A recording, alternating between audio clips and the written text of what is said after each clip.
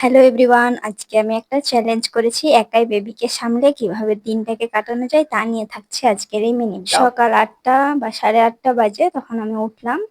উঠে আমি এবার চা আর কয়েকটা বিস্কিট খেয়ে নিচ্ছি। আর আমি এখানে দেখাচ্ছিলাম আমার ২ দিন জেগে কিভাবে ডার্ক সার্কেল হয়ে গেছে। আমার খাওয়া হতে না হতেই এদিকে বেবি কান্না করতে শুরু করে দিয়েছে। তাকে এবার উঠাতে হবে। তাকে ঘুম থেকে উঠিয়ে বাইরের দিকে দেখাচ্ছিলাম যে রোদ উঠেছে, ওকে দেখাচ্ছিলাম। ও বাইরের দিকে দেখতে, আলো দেখতে খুবই পছন্দ করে। এবার তাকে ওঠানোর পরে তাকে মালিশ করে দিব। সকালবেলা একবার দিতে হয়, রাত্রে, দুপুরবেলা ৩ বার ওকে মালিশ করতে হয়। তো সকালবেলা আমি এখানে মালিশ করে দিচ্ছি ওকে।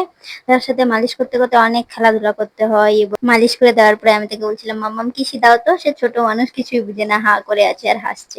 মাম্মাম আর আমি মিলে মিরর সেলফি তুলে নিচ্ছি। তারপরে মাম্মামকে নিয়ে একটু হাঁটাহাঁটি করছিলাম। মাম্মাম তো এখানে সেই খুশি হয়ে যাচ্ছিল, ফ্যানটা ঘুরছিল দেখে। বেবি এবার ঘুমিয়ে পড়েছে। ফাইনালি এবার আমি বেবিকে ঘুমিয়ে দিয়ে আমার কাজে লেগে পড়বো।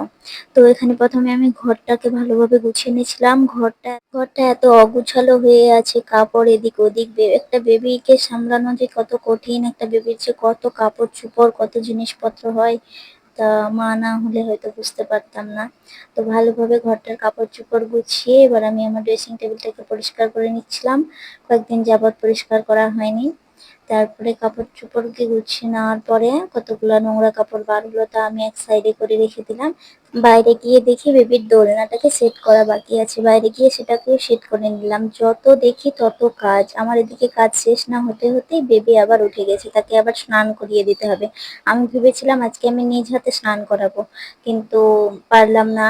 মাকে বেবিকে স্নান করাতে দিয়ে আমি তার খাওয়ার রেডি করে নিচ্ছিলাম। ওদিকে মা রান্না বান্না করছে আর আমি রান্না বান্নার দিকে যেতে পারলাম না। বাকি আমি যতটাই সহজ ভেবেছিলাম ব্যাপারটাকে, ততটাই কঠিন হয়ে দাঁড়িয়ে পড়েছে। তারপরে ভালোভাবে ডাইনিংটাকে পরিষ্কার করে চেয়ারগুলো সেট করে দিয়ে তারপরে সকালের কিছু বাসনপত্র ধোয়া বাকি ছিল, সেগুলোকে ভালোভাবে পরিষ্কার করে ধুয়ে রেখে দিয়েছি নিজের জায়গা মতো।